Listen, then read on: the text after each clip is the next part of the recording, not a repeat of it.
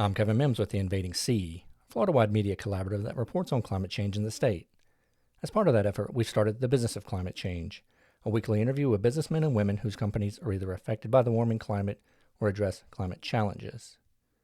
Today's conversation is with Alec Bogdanoff, principal scientist and co-founder of Brizaga. Alec, thanks for talking with us today. Absolutely. Thank you for having me. Alec, first, can you tell us a little bit about your company Brizaga and what it does?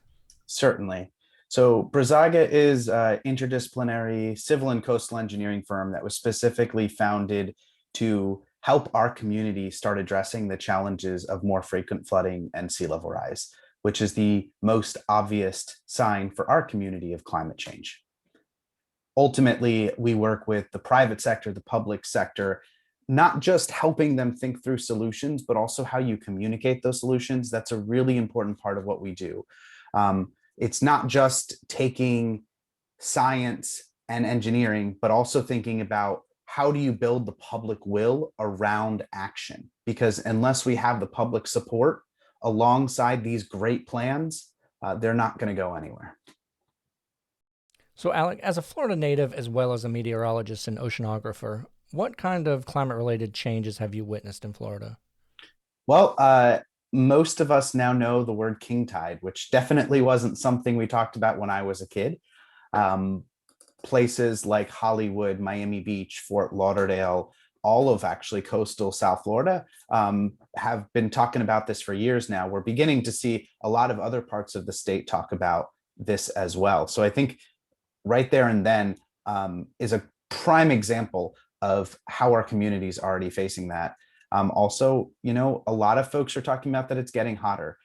We're going to experience more hotter days, more days of 95 plus, 100 plus degree heat. And for those of us who've lived in Florida our whole lives, know that August isn't necessarily a fun month to be outside, but we like that it's just August. And unfortunately, we're going to see more months feel like August in the future.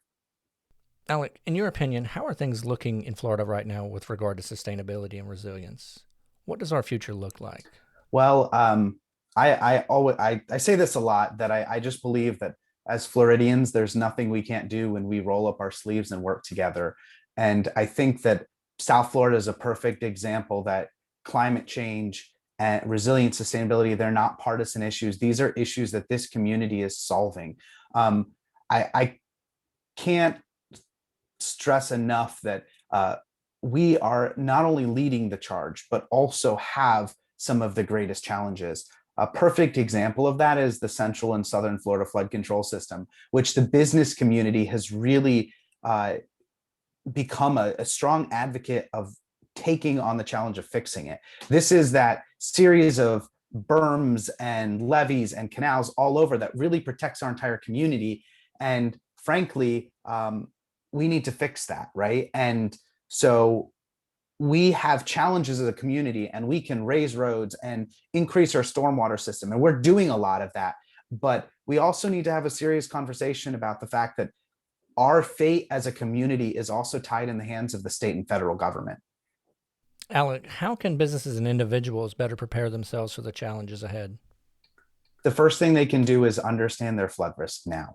I always tell folks, it's a little bit of triage, right? You want to fix the problems you have now before you start thinking about those long-term challenges. So understand your flood risk, understand what it means for you now, and then you can start thinking about what it looks like in the future. There's a lot of really cool free tools out there like Flood Factor that you can use to just understand what your flood risk is, but knowledge is the first step. Then from there, we can start talking about solutions. There's a lot you can do, but ultimately, this isn't something that we can just do sometimes, right? We have to include this into every decision we make. We need to say to ourselves, how will sea level rise affect this decision? How will climate change impact this asset? Because ultimately, if, I'm an oceanographer. I don't care how big the hole in the boat is, there is still a hole in the boat. And so ultimately, we have to make sure that we ingrain resilience and sustainability into everything we do.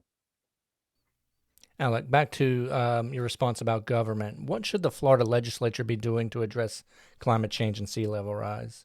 Is the government doing enough? They are doing a lot. Uh, we just saw monumental legislation pass both the House and Senate. That's a great, great step forward. This is not something that we're going, I like folks kind of want to say this is the answer. Well, there is no answer. There's no silver bullet to this challenge.